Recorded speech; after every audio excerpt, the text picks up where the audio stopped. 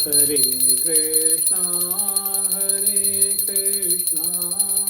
कृष्णा कृष्णा हरे हरे, हरे रामा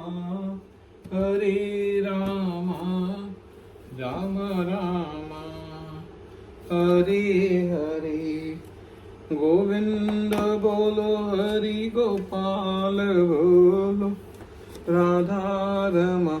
आज हम श्रीमद् भागवतम के 11वें स्कंद का पेज 538 पढ़ने जा रहे हैं। भगवान श्री कृष्ण ने आगे कहा, युगों पूर्व दक्ष के शाप से चंद्रमा को तपेदिक रोग हो गया था। उस समय चंद्रणा ने प्रभास क्षेत्र में स्नान किया और अपने सारे पापों से मुक्त हो गया। उसका रोग नष्ट हो गया और एक बार फिर से वह अपनी कलाएं दिखाने लगा। प्रभास में स्नान करने, यज्ञ करने, ब्राह्मणों को भोजन करवाने तथा उन्हें दान देने से हम सारे भावी संकटों से बच सकते हैं। श्री कृष्ण के वचन सुनकर सारे यदुगण प्रभास जाने के लिए तैयार हो गए। उन्होंने नौकाएं ली और द्वारका का द्वीप छोड़कर मुख्य भूमि पर आ पहुंचे। वहां से अपने रथों पर बैठकर वे सब प्रभास की दिशा में निकल पड़े। चारों ओर अशुभ लक्षण देखकर उद्धव का मन शंकाओं से भरा हुआ था। यादवों को प्रभास जाने की तैयारी करते हुए देख उद्धव को इसकी जानकारी मिली और भगवान श्री कृष्ण को एकांत स्थान में बैठा देखकर वे उनके पास गए। उद्धव ने हाथ जोड़कर श्री कृष्ण को प्रणाम किया और नम्रता पूर्वक कहा, हे भगवान, मैं जानता हूं कि अब आप अपने वंश को समेटकर धरती पर अपने लीलाओं का विराम देना चाहते हैं। आप स्वयं परमेश्वर हैं और यदि चाहते तो सहजता से ब्राह्मणों के शाप को निरस्त कर सकते थे, परंतु चूंकि आपने ऐसा नहीं किया, इसलिए मैं समझ रहा हूं कि आप भी शीघ्र ही अप्रकट होने वाले हैं। हे केशव, मैं क्षण भर के लिए भी अपने आपके चरण कमलों से विरह को सहन नहीं कर सकता हूं, इसलिए मुझे भी अपने साथ ले चलिए।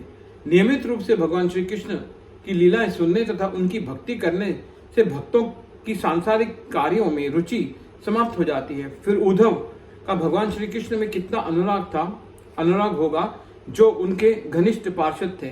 निस्संदेह उद्धव के शुद्ध भगवत प्रेम की प्राप्ति हो चुकी थी।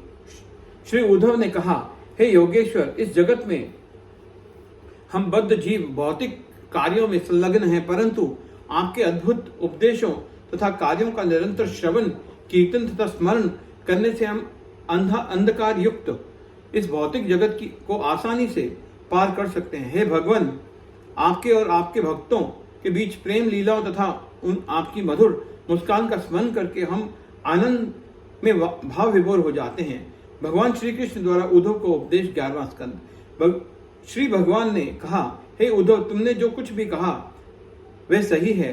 ब्रह्मा जी की प्रार्थनाएं सुनकर मैंने इस संसार में अवतार लिया। अब मेरा प्रयोजन पूरा हो चुका है और ब्रह्मा जी चाहते हैं कि मैं अपने वैकुंठ धाम लौट जाऊं।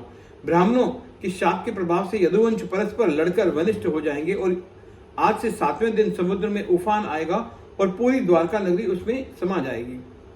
हे निष्पाप उद्धव, मेरे इस धरती से अप्रकट होने के बाद यह नगरी समस्त पुण्यों से विहीन हो जाएगी और इसलिए तुम भी यहाँ मत रहना। अपने मित्रों एवं संबंधियों से सारी आसक्ति छोड़कर तुम अपने मन को मुझ में लगाना। इस संसार में विचरण करते हुए तुम्हें जो कुछ भी दिखाई देगा तुम उसे अस्थाई और क्षणभंगुर समझना।